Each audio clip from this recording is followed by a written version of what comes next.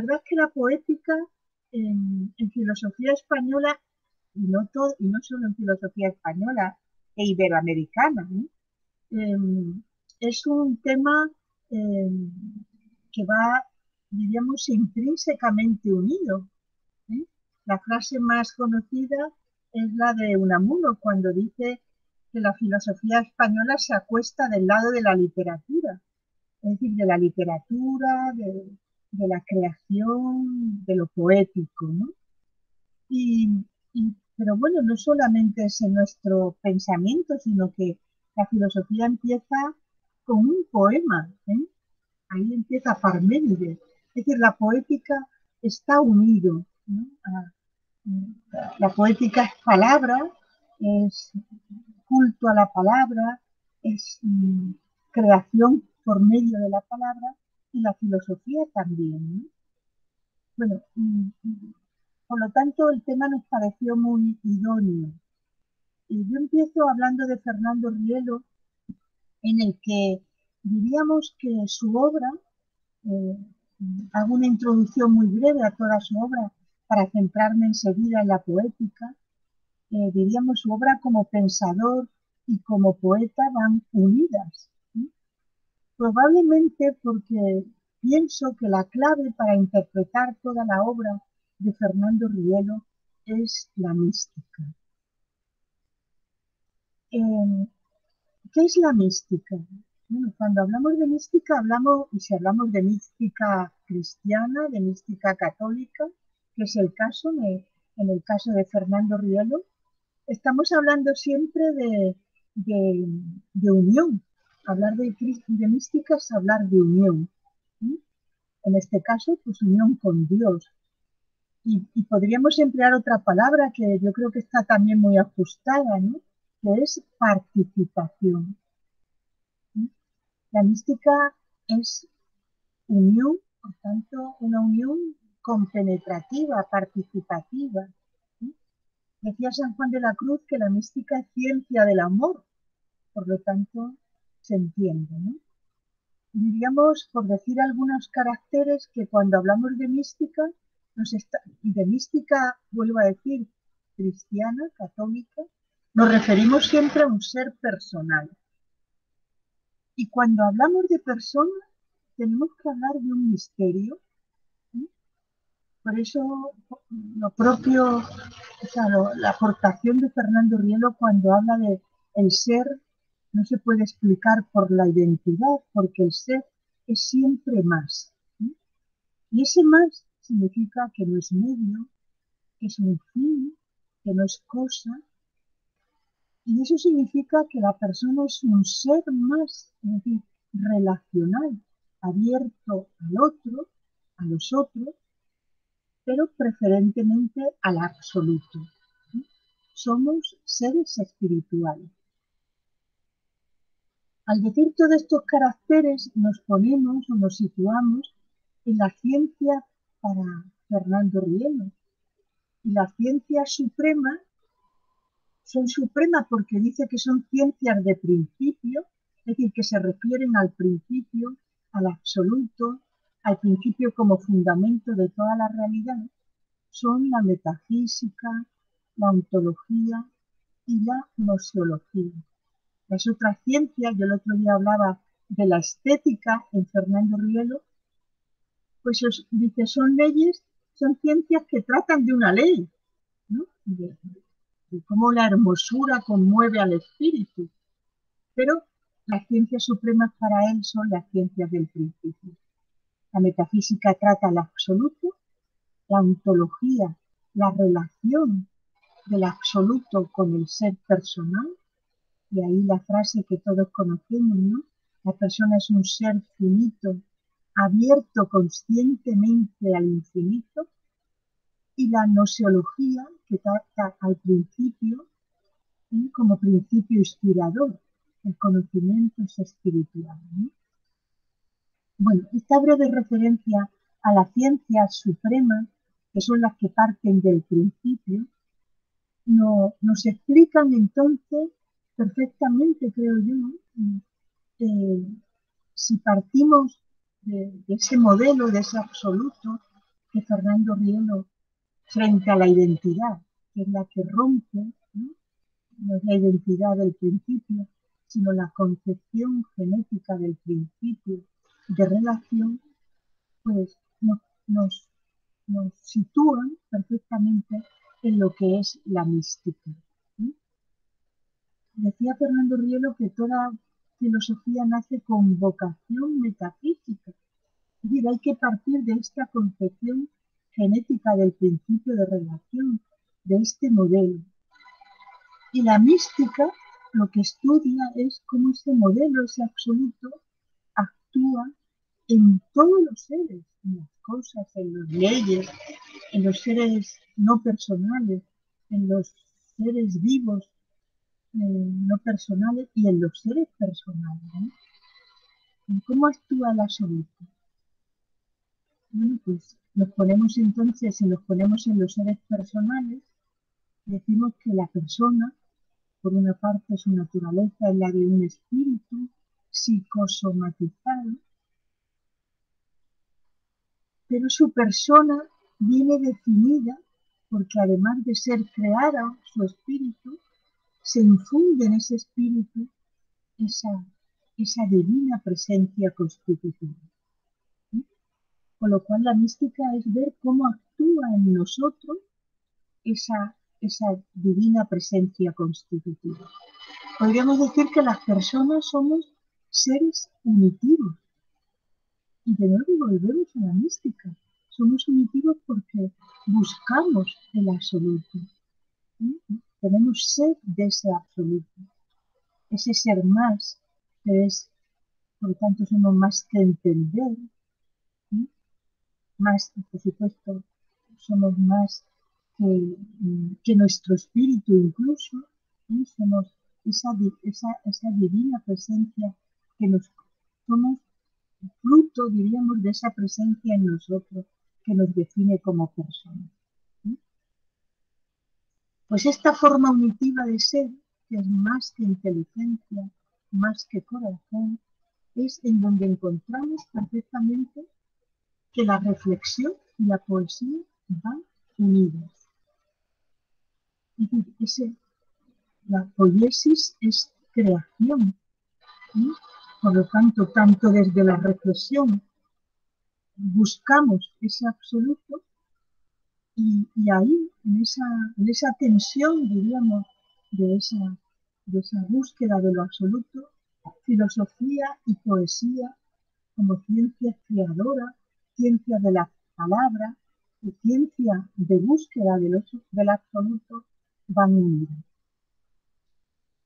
Refiriéndome a la poética de Fernando Rielo, pues él escribe desde muy joven poesía, ¿sí?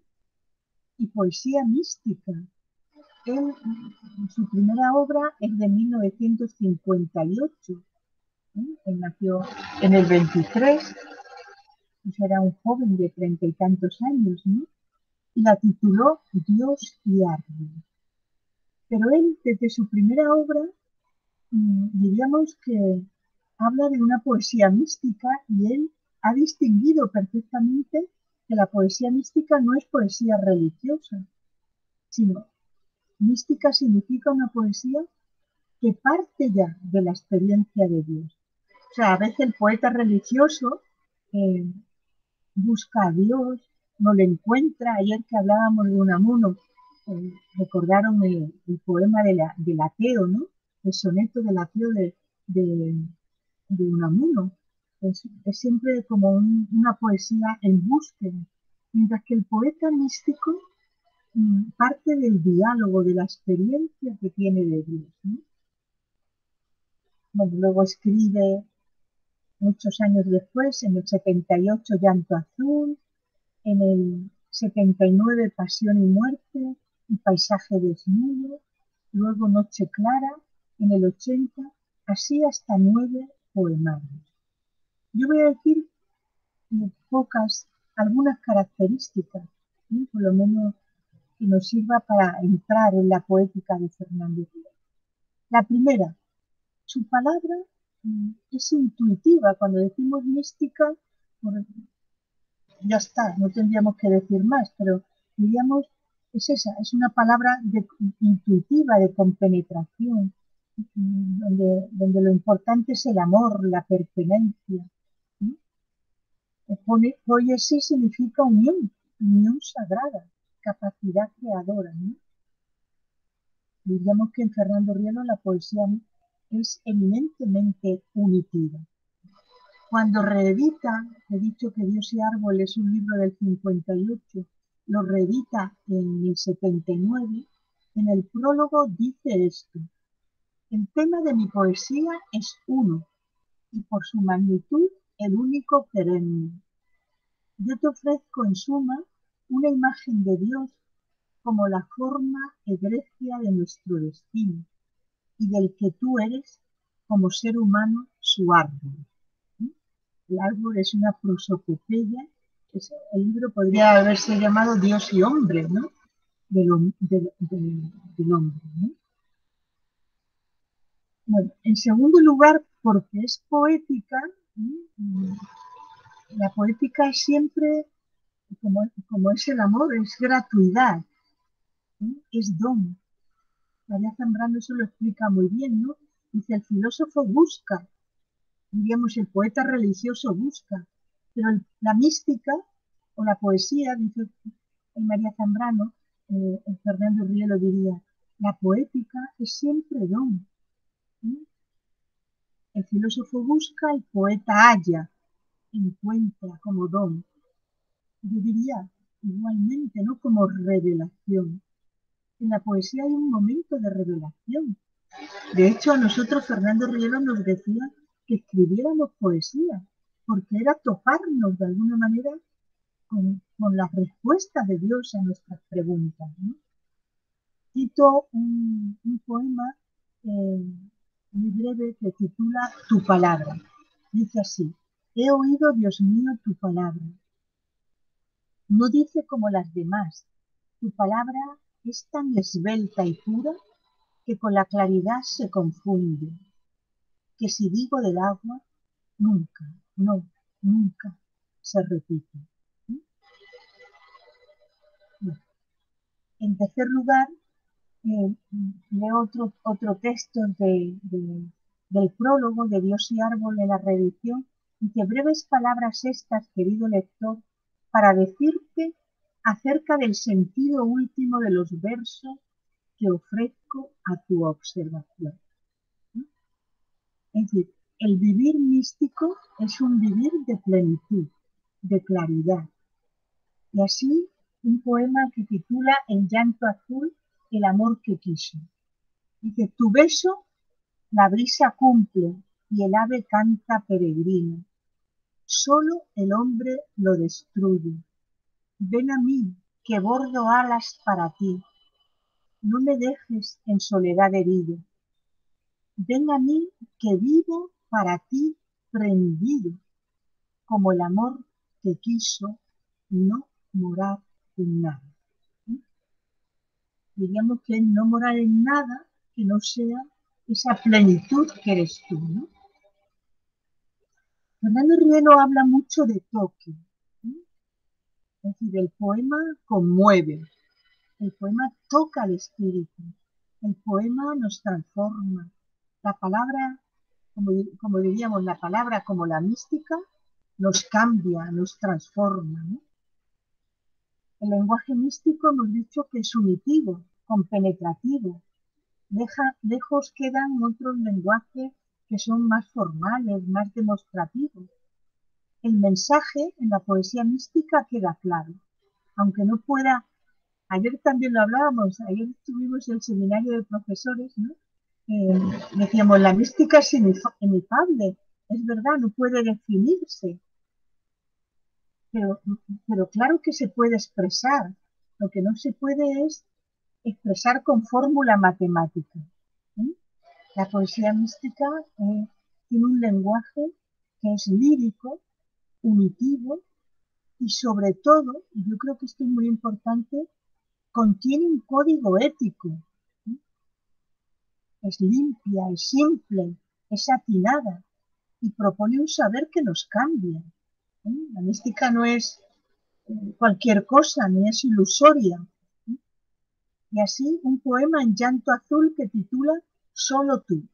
Dice, me puse en camino con la primera sombra que mi pie dibujó y no he dejado de andar para decir a los míos que si hablamos de amores, solo tú sabes besar.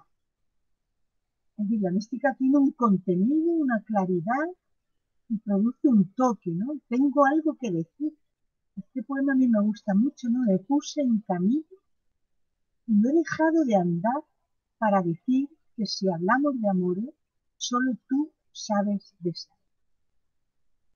Termino ya con estas palabras, ¿no? El místico aparece fuerte en su fragilidad, porque en él se adivina algo distinto, como si poseyera un secreto que solo él conoce, pero que puede transmitir.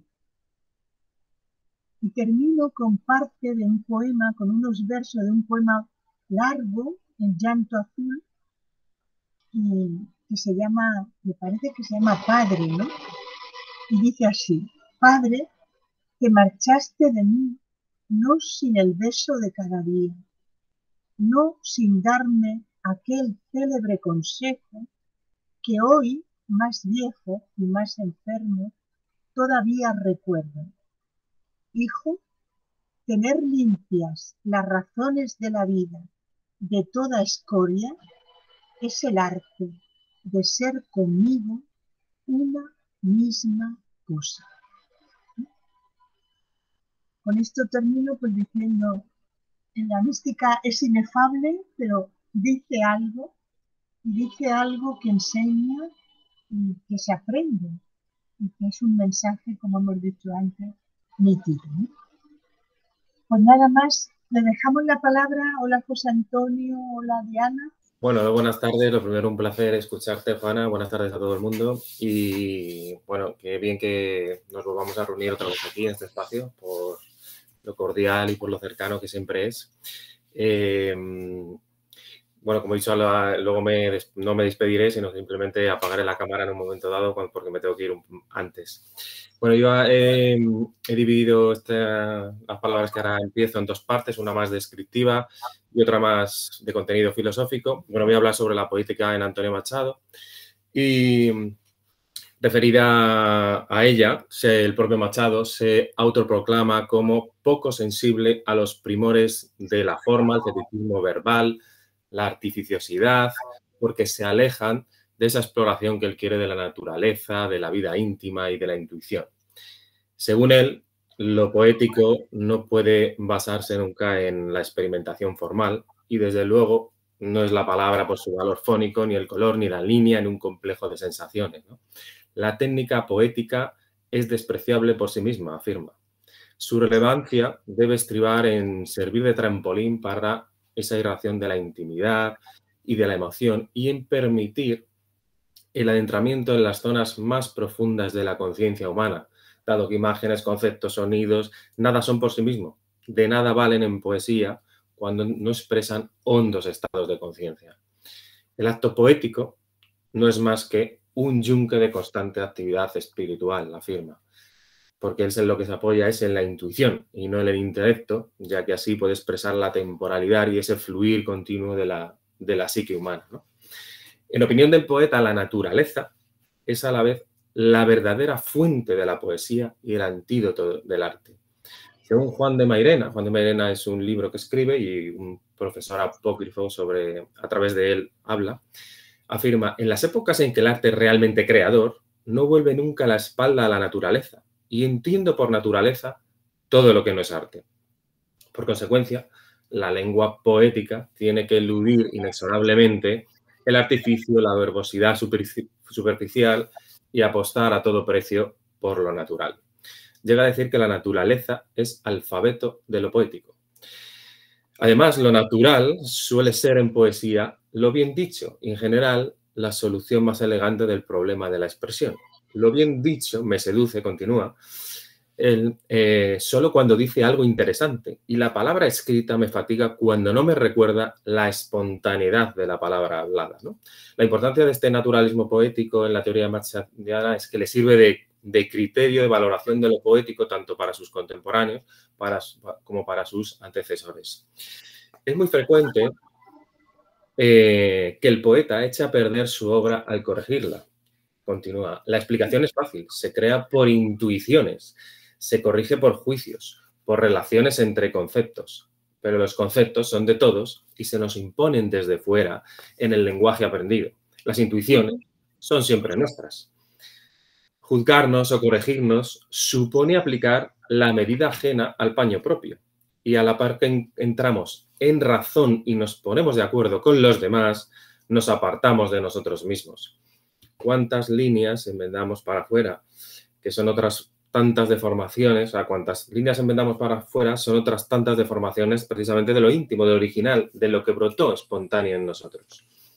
La identificación que hace Machado del naturalismo poético con la sencillez, la expresión directa, clara y espontánea le va a conducir, por consecuencia, a una cierta fascinación por lo popular, por la lengua hablada y por el folclore.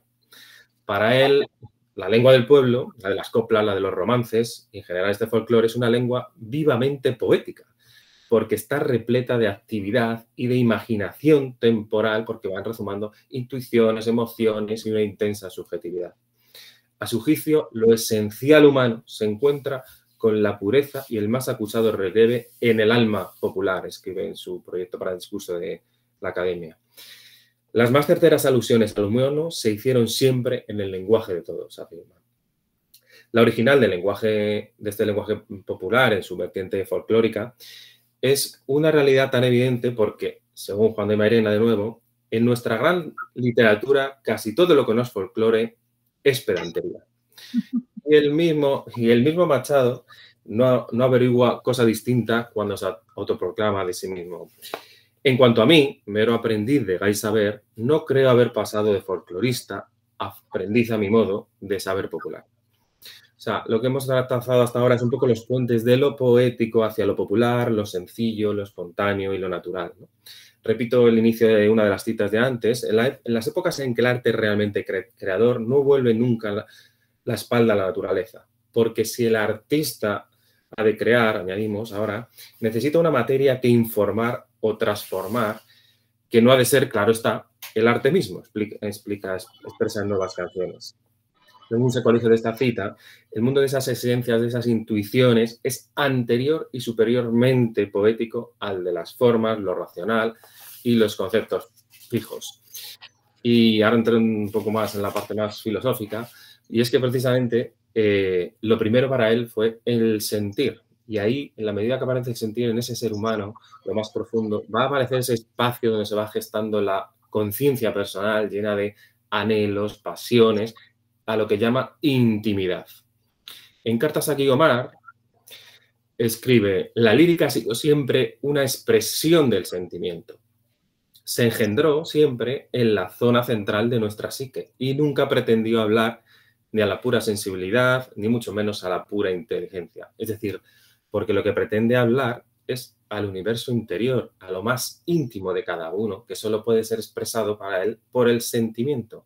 Y ese sentir es previo a la separación, a esa censura que hace el pensamiento entre sujeto y objeto. Si el sentimiento, atestigua al poeta, define la intimidad y lo más íntimo es lo universal, esto va a trascender lo individual y lo general hacia la universalidad. O dicho de otro modo, esta intimidad es la de cualquier persona porque se funda en las mismas raíces de la vida. Por eso dice: sin salir de mí mismo, noto que en mi sentir vibran otros sentidos. Por lo tanto, la poesía, la poética, se ubica en esa experiencia creadora del ser humano inmerso en el fluir vital, porque en el instante de la creación coincide con la corriente de la vida. Y eso es lo que denomina Machado intuición poética, una luz interior tratando de materializarse en palabra. Una palabra que nace de ese sentimiento íntimo del alma, de ese corazón que canta siempre a coro. O un corazón solitario no es un corazón, ¿no? como hemos escuchado muchas veces, ¿no? Esa intimidad del yo se transforma en lo elemental de cualquier persona. Y esta es la pretensión de la palabra poética o de la palabra en el tiempo, como él la denomina. Esa es la pretensión, ¿no? De este modo, la misión de la poesía es contar lo eterno humano. Es decir, la tarea poética es educativa y consiste en humanizar. Juan de Mairena también, refiriéndose a la poética, habla de la poesía, aun la más amarga y negativa, es siempre un acto evidente. No hay vivir sin ver, que solo la visión es evidencia. Y en otro capítulo dice, en verdad lo poético es ver, y como la visión requiere distancia, solo hemos de perdonar al poeta atento a lo que viene y a lo que va, que no vea casi nunca lo que pasa, las imágenes que le azotan los ojos. Ese entre lo que viene y lo que va, lo podemos, como entre la mar calmada y la agitada, hay la misma diferencia entre el cambio y movimiento, la noción de cambio y movimiento que aparece ya en el cancionero apócrifo de Abel Martín y luego analiza de nuevo o recupera Juan de Mairena, ¿no? Rápidamente la digo, sostenía mi maestro que todo cuanto se mueve es inmutable. El movimiento anula el cambio. Lo que se mueve, eso no puede cambiar y lo que cambia, eso no puede moverse. Como dicen Proverbios y Cantares, ¿cuál es la verdad? El río que fluye y pasa donde el barco y barquero son también ondas del agua, o este soñar del marino siempre con ribera y ancla. Es decir, como decíamos en la cita anterior, en verdad lo poético es ver y como toda visión requiere distancia. Alejarse para él es un placer, como afirma en Campos de Castilla en su poema El tren, que cito unos versos. Yo nunca duermo en el tren y sin embargo voy bien. Este placer de alejarse. Londres, Madrid, Ponferrada, tan lindos para marcharse. Lo molesto es la llegada. Luego, el tren, al caminar, siempre nos hace soñar y casi olvidamos el jamelgo que montamos. Y ahí hay la crítica vinculada ahí, el sueño con el camino, apoyado en lo más hondo que siempre hay en el caminar, ¿no? Ese incesante cambio, caminar sin dejar de ser, ¿no? O sea, el camino de Machado no es la distancia cuantitativa, sino es un progreso, un proceso cualitativo, ¿no? Más que movimiento, en este caso, es cambio, ¿vale? Entonces, en ese tren o en esa liberación, lo que busca es sentir ahí es cuando siente la libertad ante la presión de las posibles presencias, porque tal distancia le provoca la evocación y el soñar. Y aquí vemos la diferencia entre contemplar o contemplación sobre la posesión. Por lo tanto, la visión y la contemplación implica este alejamiento de lo inmediato, esta presencia en posición de lo inmediato tan necesaria para el hipercinetismo occidental de nuestro tiempo, como diría el propio Machado, son una dificultad para el cambio que va a suponer la contemplación creadora. Como corresponde a esto último, la distancia y el reposo son condiciones de toda visión poética. Método, para Juan de Mairena, de visión contemplativa, ¿no? De hecho, Juan de Mairena en un momento dado dice muchas veces, solo pretendo enseñaros a contemplar, ¿no? La creación poética, por lo tanto, se aleja del actual, del acontecimiento, de la noticia. Lo poético, como acabamos de citar, requiere distancia. De esta necesidad de perder de vista lo aparente, el acontecer, para sumergirse en el fluir de la conciencia, nace la visión y con ella el poema. Pero el poeta trabaja, dice Abel Martín, con elementos ya estructurados y aunque con ellos se ha de realizar una nueva estructura, no debe desfigurarlos, ya que estos elementos estructurados son productos espirituales, que nosotros denominamos palabras, pero requieren ese sello personal del espíritu. La poética se defiende así de cualquier reducción o pensamiento tópico. Dice Machado, entre la palabra usada por todos y la palabra lírica, enseñaba Martín, existe la diferencia entre una moneda y una joya del mismo metal. El poeta hace joyel de la moneda. Y es más, continúa Juan de Mairena, Si entre la palabra y el sentir hubiera perfecta conmensurabilidad, el empleo de las metáforas no solo sería superfluo, sino perjudicial a la expresión. Es ante ese sentir inexpresable donde se abre el universo de lo simbólico, que implica, según la poética de Machado, la experiencia del misterio. Este innombrable, el misterio, nos conduce a aquel enigma grave que anuncia en soledades la vida, o a preguntarse constante por el existir humano en el tiempo, entre nostalgias, inseguridades, sueños, anhelos. De arcana mar vivimos, a ignota mar iremos, afirma Machado. Aquí sitúa a la belleza, ya que ante esa experiencia, ante la experiencia del misterio, la belleza consiste en el deseo de penetrarlo. Pero ¿cuál es el lugar del misterio? Nuestro corazón, el corazón de cada ser humano. Razón por la cual, frente al pensamiento homogéneo, aquel que lo iguala todo, la tarea de la poética es imprimir valor cualitativo al mundo. Es decir, frente a las imposiciones de la lógica y de la objetividad, los derechos de la afectividad, de la sensibilidad y de la ternura. En el cantar lo humano, en cantar la palabra, o sea, en cantar lo humano, la palabra, se juega así su grandeza y su dignidad. Solo así se podrá dar un pensamiento poético no entre sombras, sino entre realidades, como afirma Machado, cumpliendo el cometido poético de ver y crear las maravillas que al mundo le faltan. Y bueno, lo dejo por aquí. Ya, muchísimas gracias. Muchas gracias, una maravilla. Muchas gracias. Un abrazo para todos. Igualmente. Bueno, José Antonio, cuando tú quieras. Yo voy a centrar mi intervención en la poética de Balmes. Me propuso Juan hablar un poco de Aristóteles, pero yo veía que el material que tenía me podía ocupar los 10 minutos que tenemos para intervenir, pues me podía ocupar Balmes todo. Entonces he preferido pues centrarme solamente en Balmes, sobre todo porque tenía la tranquilidad de que Pablo iba a hablarnos un poquito de Aristóteles. Entonces, bueno, para no repetirnos.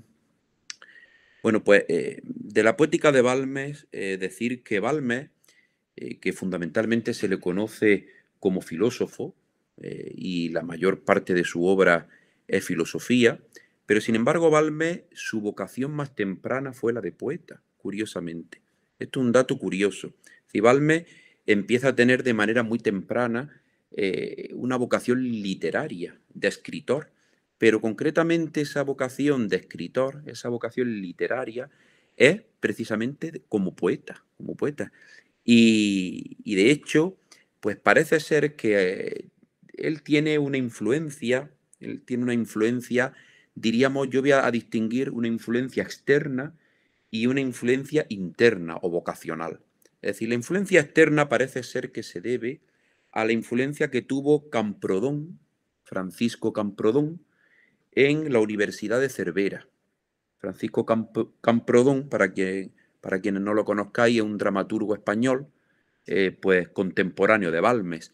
Nació unos 3 o 4 años después de Balmes y murió pues unos años después de Balmes. Pero se conocieron en la Universidad de Cervera. El texto que has dicho, Rubén, no lo conocía, tan bonito ese de irme alejando de no sé qué, de Ponferrada, ¿no? Recuerda lo que dice... El poema del tren. Pues fíjate, lo tengo que buscar. Recuerda lo que dice el Quijote, ¿no? De que es mejor el camino que la posada, por todo lo que el camino tiene de vocación, ¿no? Claro, la aventura que el aventurarse, habla el Quijote. Sí. Qué bien. Aventurarse que la aventura, perdón. José Antonio, cuando quieras. Bueno, disculpad.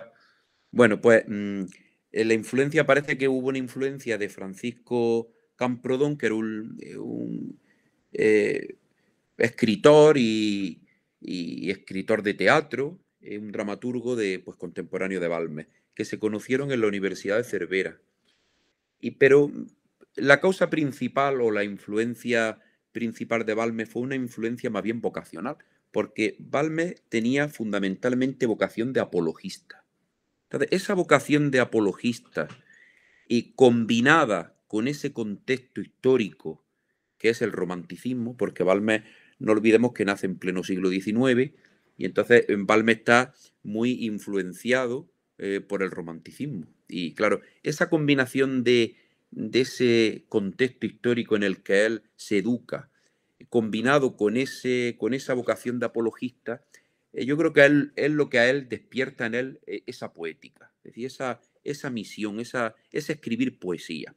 Pero como bien acabo de decir, Balmes se lo toma como una misión. Balmes, cuando empieza desde muy temprana edad a componer poesía, a tener esa vocación de poeta, Balmes dice, bueno, la poesía, ¿cuál es el objetivo de un poeta? Dice, se plantea Balmes.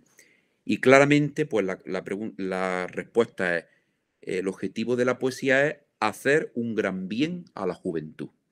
Ese es el objetivo de Balmes. Balmes con la poesía pretende hacerle a la juventud un gran bien.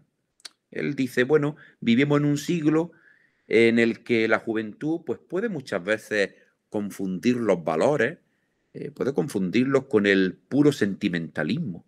Y Balmes se hace cargo de esto, porque todos sabemos la trampa que tiene el romanticismo, todos lo sabemos. Entonces Balmes dice, no, la poesía yo creo que la finalidad que debe de tener es hacerle un bien a la juventud, es decir, hacerle a la juventud ver dónde está cada cosa. Y que, o dicho de otra manera, situar a la juventud. Vamos a situarla bien, a ubicarla. Entonces, para ello, dice Balmes, bueno, pues para que un poeta pueda, con su poesía, hacer bien a la juventud, pueda ubicarla bien, pueda situarla bien, dice Balmes, ¿qué necesitamos? Esta es la pregunta que se hace Balmes. Diríamos que se haría. Bueno, ¿qué necesitamos? Pues para Balmes se necesitan dos cosas, una combinación de dos cosas. Para Balmes el poeta tiene que tener, por un lado, altos pensamientos religiosos y filosóficos. Eso es lo primero.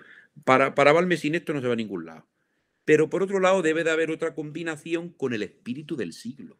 Y Balmes ve muy importante que un poeta debe de estar cargado de ese espíritu romántico.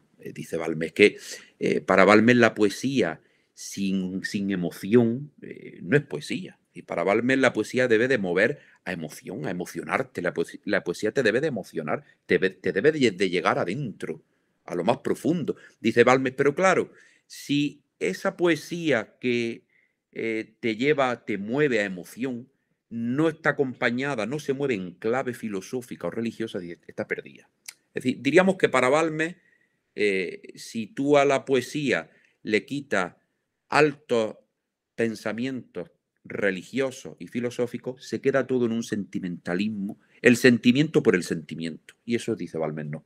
Dice, no, dice, esa emoción la debe de controlar se debe de mover en clave filosófica y religiosa. Si no, entonces dice Balmes, pues con esta buena combinación, dice Balmes, a la juventud se le puede hacer un gran bien. Luego, a nivel histórico, puedo decir simplemente algunas pinceladas biográficas, decir que los primeros versos de Balmes aparecen en su epistolario el 3 de abril de 1837, en el número 8.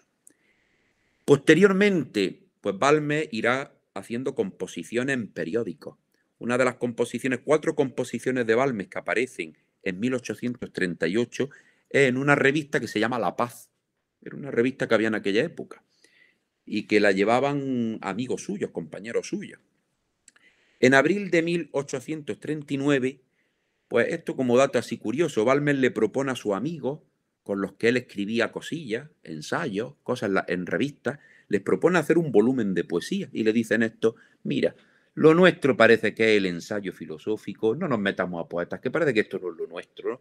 Hasta ahora, mira, hasta ahora un misterio, no se sabe bien por qué a Balmes le disuaden buenamente a los amigos a que no publiquen nada. El caso es que le disuaden y Balmes dice, bueno, venga, ya está, no publiquemos nada, no pasa nada, ya se irá viendo.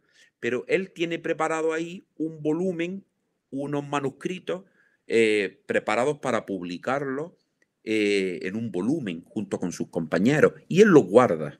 Esto lo estoy refiriendo, aunque no sea algo muy a destacar, pero es una cosa curiosa. Él los guarda y en 1849, es decir, 10 años después, y 10 años después de esto, de él guardarlo, y un año después de su muerte, porque él muere en 1848, un año después de su muerte, un escritor que admiraba mucho a Balmes, ahora mismo el nombre es que no lo recuerdo, me parece que el apellido es Rica, pero no lo recuerdo bien, si lo digo puedo mentir, entonces no lo voy a decir, pero un admirador de Balmes, pues coge todos esos manuscritos y los publica de manera póstuma. Entonces, los escritos, la publicación que tenemos de las poesías de Balmes son un año después de él morir. Él no ve nunca sus poesías publicadas. Él ve publicadas algunos versillos, algunas composiciones sueltas, como he dicho, que él publica al inicio, pero él no ve su volumen, el que él tanto quería publicar, no lo ve publicado, él muere y se publica de manera póstuma un año después de su muerte. Esto como un dato, bueno, como un dato simplemente curioso. ¿Cómo se dividirían las poesías de Balmes? Bueno, pues Balmes divide sus poesías, se podría dividir en 5 grupos. Balmes, lógicamente, no las divide él.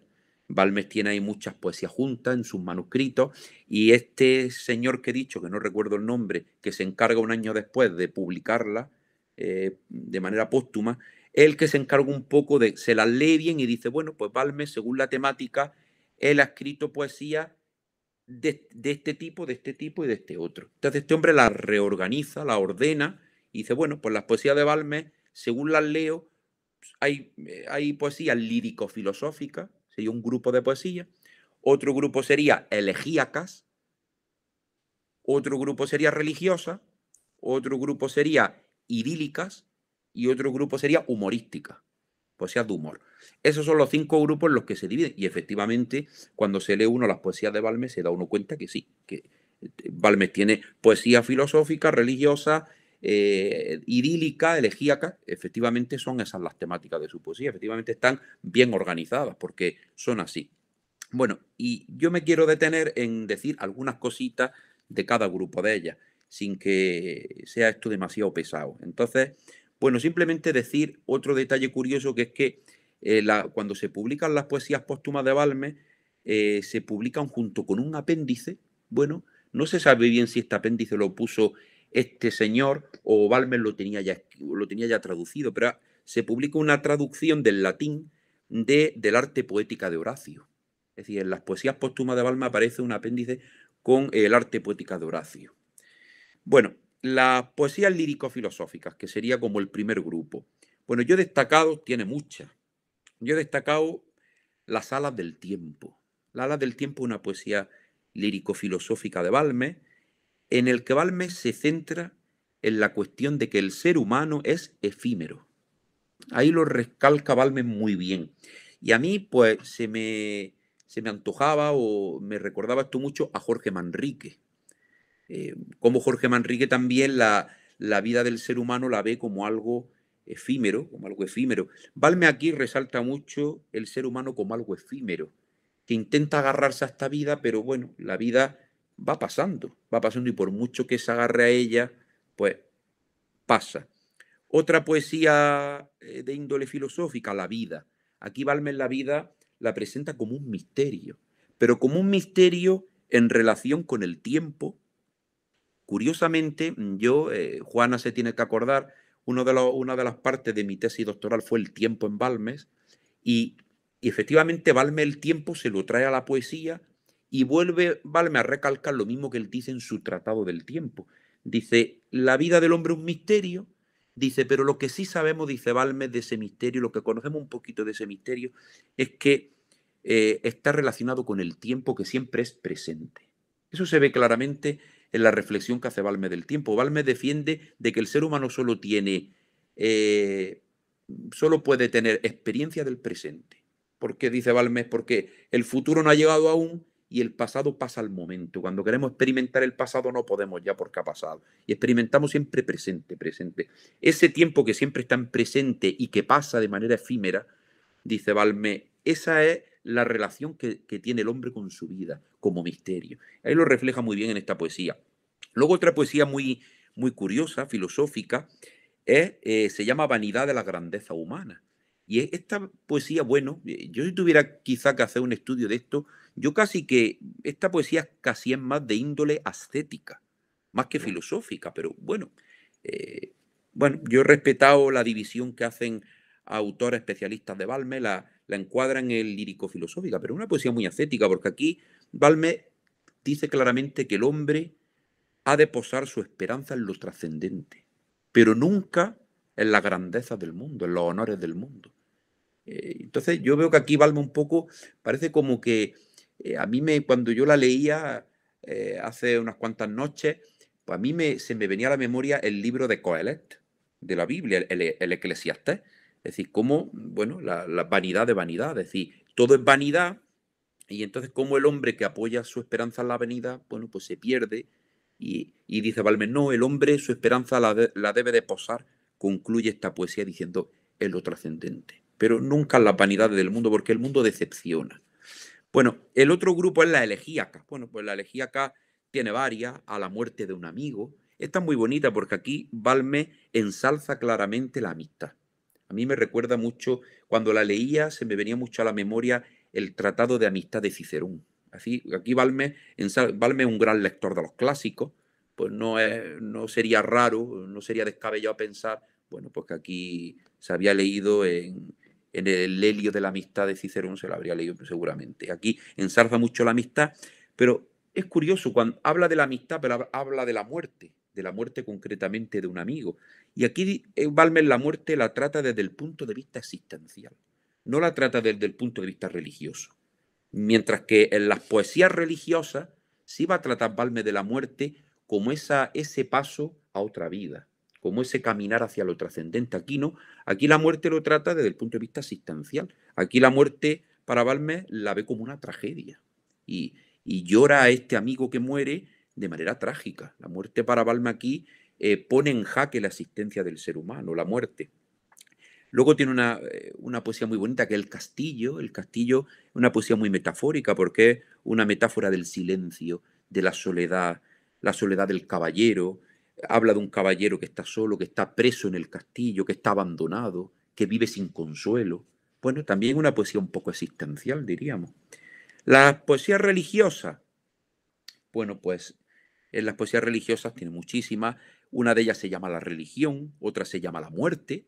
Aquí, sin embargo, en la poesía de la muerte, pues bueno, fijaos qué contraste más grande. Mientras que en La muerte del amigo habla de la muerte desde un punto de vista existencial, trágico, aquí en las poesías religiosas habla de la muerte, dice Balmes, la muerte hay que tenerla presente en todo momento, dice, porque nos recuerda el cielo.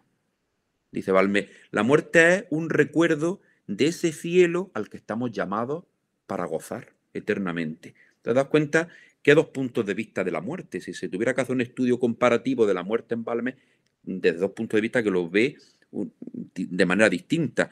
La religión, él expone la religión como un consuelo del alma, como un bálsamo. Dice, la religión es un consuelo del alma, un bálsamo.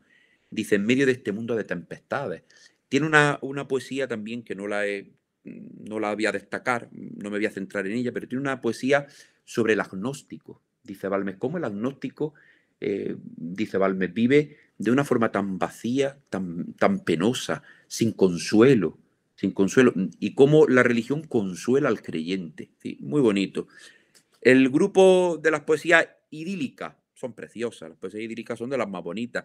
Las poesías idílicas, yo diría que las poesías idílicas de Balmes son un reflejo, yo creo que el grupo en el que más se ve el espíritu romántico de Balmes, el siglo del romanticismo.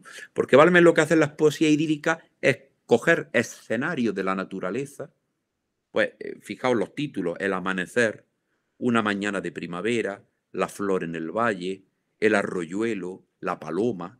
Es decir, él coge elementos de la naturaleza, él se centra en escenarios de la naturaleza, porque para Balmes, en esos escenarios de la naturaleza, dirá Balmes, es donde el alma experimenta verdaderamente el amor. Es donde el alma llega a experimentar la paz, la belleza, la pureza del corazón, la limpieza del alma. Dice Balmes, ahí es donde el hombre puede aspirar a la belleza. Diríamos que eso es un poco poesía estética. Y habla un poco Balmes sobre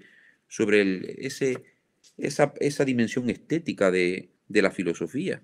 Y sobre todo aquí es donde Balmes al hombre lo coloca en un escenario donde puede el hombre aspirar a descubrir la verdadera belleza, el verdadero amor, el sosiego, la paz. Y luego están las poesías humorísticas. Poesía humorística pues también tiene muchos ejemplos de estas, pues el ajedrez es una de ellas, epitafio, epigrama. Bueno, os puedo decir que no dejéis de leer los epitafios. Balmes tiene epitafios mortuorios, todos con un humor increíble. Ahora mismo no recuerdo así ninguno de manera literal, pero hay uno que dice se murió, no lo sé exactamente, pero hay uno muy gracioso que dice se murió un rico, dice, y dejó dicho que iba a reponer todo lo que debía, pero cuando se muriese. Bueno, unas cosas muy graciosas. Bueno, entonces, bueno, pero esta poesía humorística, dices tú, bueno, ¿para qué la escribe Balmes? ¿Por gusto? ¿Para divertirse él? Bueno, aparte de porque fuese para divertirse, es porque en ella se menciona, Balmes menciona de manera sana y de una manera magistral, menciona los defectos humanos. Entonces, vamos leyendo esas poesías y vamos viendo, a mí me recordaba mucho a Erasmo que tiene también tratados de este tipo. Y vemos cómo Balmes va de manera tan graciosa y sana, pues va resaltando los defectos humanos, la torpeza del ser humano, va resaltando la temeridad, cómo el ser humano se envalentona muchas veces y sin ver la medida de sus acciones, las consecuencias, la cabezonería del ser humano, muchas poesías en las que por ser cabezón el ser humano acaba saliéndole las cosas mal, el interés, la hipocresía, la torpeza, es decir, cómo Balmes esos defectos del ser humano o esos pecados los va Balmes poniendo de manera graciosa para ver cómo al final todos esos defectos tienen al final consecuencias no buenas, y que el ser humano debe un poquito, es decir, yo diría que estas poesías humorísticas tienen también algunas, si las lee uno bien, estas poesías humorísticas también tienen enseñanza moral, tienen cierta enseñanza ética, para ver cómo el ser humano, pues debe de ver esos defectos humanos, pues precisamente para intentar ver que no tienen consecuencias buenas. En fin, terminar simplemente diciendo que a las poesías humorísticas, él en las poesías humorísticas se vale también de fuentes, por ejemplo, como Juvenal. Él traduce algunas líneas de Juvenal, de este autor clásico, y también hace una poesía humorística sobre ciertos pasajes de Juvenal.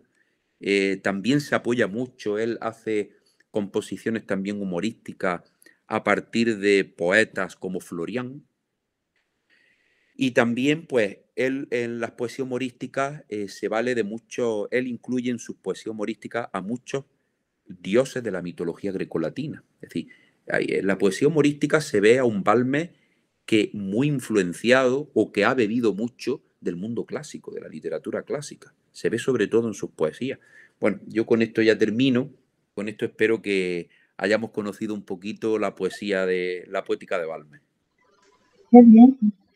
Pues efectivamente es algo, no sé, muy novedoso, ¿no? Yo nunca había oído hablar de Balmes y estudié en una facultad como la de Barcelona que se oía hablar de Balmes muchísimo.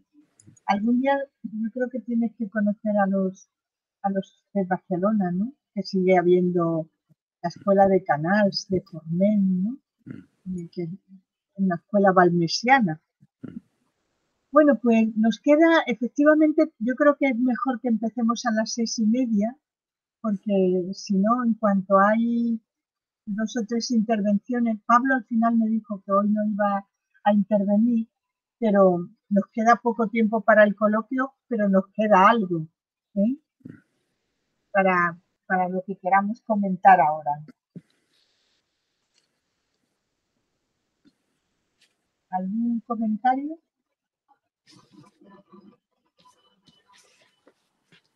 En tu tesis no hablaste nada de la poesía, ¿no, José Antonio? No. Efectivamente, para mí es algo nuevo, ¿eh? Sí. Pues debería hay una muy bonita. Sí. Yo cogí anoche él tiene una poesía. Se ve que Balmes tuvo que viajar alguna vez a Tierra Santa y visitó el Santo Sepulcro. Y le tiene una poesía que se llama Recuerdos del Santo Sepulcro. Esa poesía es preciosa. Esa poesía te eleva. Es una poesía preciosa, Los Recuerdos del Santo Sepulcro. Es preciosa. Y lo que está claro, lo que habíamos comentado, ¿no? Que filosofía y poesía están unidos, ¿no? Totalmente. En Balmes, como en Fernando Rielo, están unidas. Toda la poética de Aristóteles y lo de Machado. A mí todo lo que ha hablado Rubén, lo que me ha recordado muchísimo a algo que sabemos, pero que él lo ha dejado clarísimo. María Zambrano bebe en Machado, muchísimo. La razón poética es una razón de sentir, ¿no? Y el sentir es lo originario. O sea, muy bonito, ¿no? También. Bueno, ¿algún comentario más? Carlos, Pablo, María Fernanda y Ana. Es que nos ha dejado pensando. Sí. Y además saboreando o queriendo saborear todavía más. Porque ciertamente, o sea, todas las notas que se han ido describiendo, ¿no? Tanto en la poética de Rielo como de Machado, sobre todo, lo de Balmes lo comentaría aparte, ¿no? Pero yo veo que hay una necesidad de llegar a describir la propia conciencia, pero no con la reflexión, sino con el sentir o la vivencia, ¿no? Lo que siente, pero no en el sentido de emociones, las emociones son de muy diversos niveles, ¿no?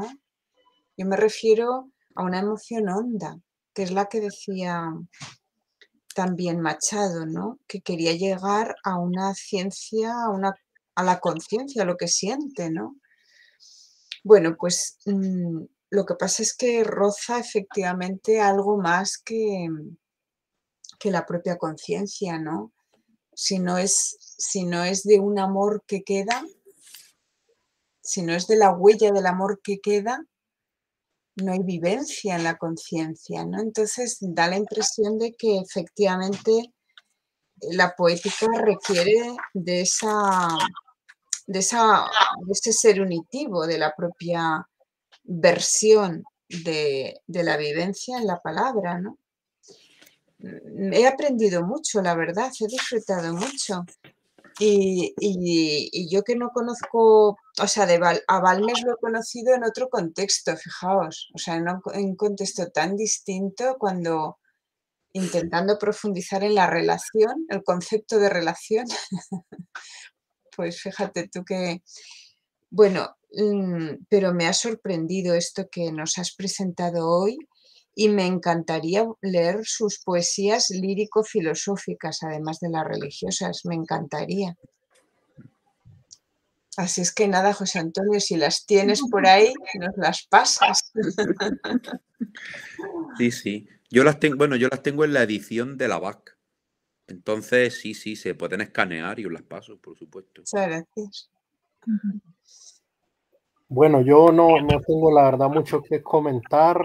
Para mí ha sido un descubrimiento maravilloso. Les agradezco mucho porque pues he aprendido cantidad. No tenía idea sobre esto de Balmes, que me ha parecido sumamente interesante. Yo de pronto le había compartido a Juana la inquietud sobre la poética en el autor que yo trabajé en mi tesis doctoral, que es Nicolás Gómez Dávila, que creo que la ha abordado muy bien en una tesis doctoral recientemente un profesor de la Universidad Javeriana aquí en Colombia, que yo por medio de Juana, se las quisiera compartir, que él le dio un título muy bello, Pensar es escribir, y creo que lo que él hace es pues analizar esta poética Gómez Daviliana, que ciertamente, en mi opinión, por lo menos tiene mucho también de mística, de apertura a la trascendencia, de teologalidad, como yo lo llamé en alguna ocasión. Entonces, bueno, estos elementos que ustedes nos aportan hoy, yo los tomo especialmente para algo que a mí me preocupa mucho siempre, y es el apostolado que nosotros podamos hacer a través de la literatura, que es esencial, ¿no? La literatura y la reflexión literaria es una de las vías, pienso yo, más directas, más expeditas para el encuentro con Dios. Entonces, nuevamente felicitarlos y agradecerles a todos, especialmente a quienes expusieron hoy. Fíjate, Carlos, que Fernando Rielo nos decía a nosotros, y esto tiene que ver también con algo que hablábamos ayer, que en el seminario de profesores lo que estamos leyendo es la teoría del Quijote de Fernando Rielo, y se habló, bueno, la mística está más allá de la mortificación. Bueno, claro. Tus palabras me han recordado que Fernando Rielo nos hablaba de la poesía como penitencia. Ah, qué bien. La mística, claro que requiere una estética, como antes también mencionaba José Antonio. Es imposible si no. Pero es una estética llena de gozo, es una estética que no es, ¿cómo diría? La palabra no me viene muy bien, pero no creo que sea la exacta, pero que no machaca, ¿no? Que no es humillante, sino que... y entonces decía, una verdadera, la poesía os tiene que servir de penitencia, en el sentido de que empiezas, me ha gustado mucho lo que ha dicho, ¿no? Pensar es escribir, en el sentido de, tú empiezas la poesía en el que hay un diálogo que no deja de ser una búsqueda, y al final resuelves mediante algo que se te revela. La poesía te libera, la poesía te da plenitud, la poesía te da respuesta, ¿no? O sea, así lo entendía Fernando Rielo, y nos hacía, vamos, no nos obligaba, pero de hecho nosotros tenemos unos momentos creadores que él le llamaba ateneos, ¿no? Con esa palabra griega de encuentro, en donde, bueno, era para hablar de expresarse a través de cualquier arte, pero nos animaba porque nos decía la poesía, a lo mejor no sabéis música, a lo mejor no sabéis pintar, pero todos podréis ser poetas. ¿Sí? Muy cierto, claro que sí. Nos hacía poetas, ¿no? O sea, nos enseñó. Exacto. Yo les quería compartir ahí una poesía de Amado Nervo que me parece un asomo de su poética, digamos, que se llama Dios te libre, poeta, que a mí me parece muy, muy hermoso porque es un llamado moral, digámoslo, al poeta, de la responsabilidad que tiene frente a quienes lo leen y frente a Dios y frente al bien, de que efectivamente esas palabras que él vierte en sus versos van a marcar para bien o para mal la vida de muchas personas. Entonces, y es de Amado Nervo. Amado Nervo, sí, mexicano. Por cierto, muy recomendada su poesía. Sí, sí. Yo me acuerdo una vez que invitamos a, ¿cómo se llamaba este cantante? Buah, se me ha ido el nombre. Bueno, se me ha ido el nombre, fíjate. No, Alberto Cortés, ¿no?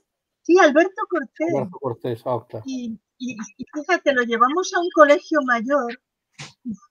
En el fondo fue una pena aquel encuentro. Bueno, yo disfruté muchísimo porque yo sí que conocía mucho sus canciones, pero él lo que quería era que los estudiantes de aquel colegio mayor aquí en Madrid, no tanto que le oyeran cantar, sino que le comentaran sus poemas.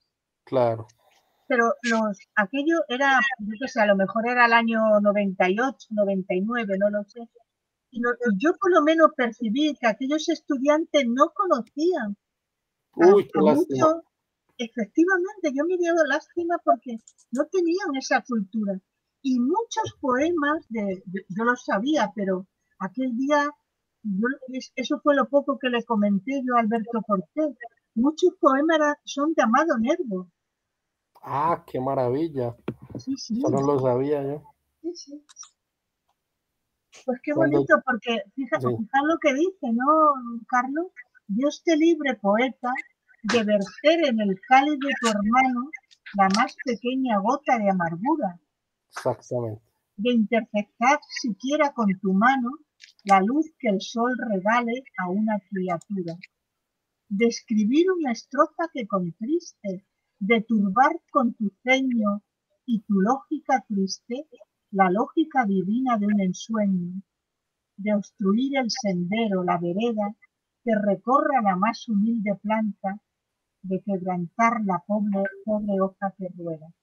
Bueno, hemos dicho, ¿no? Toda poesía lleva en el fondo una enseñanza inmensa. Rubén decía, tiene un momento épico, y yo de alguna manera también lo he dicho, ¿no? Fernando Riero tiene un contenido, nos quieren decir algo. Bueno, y Balmes, ¿no?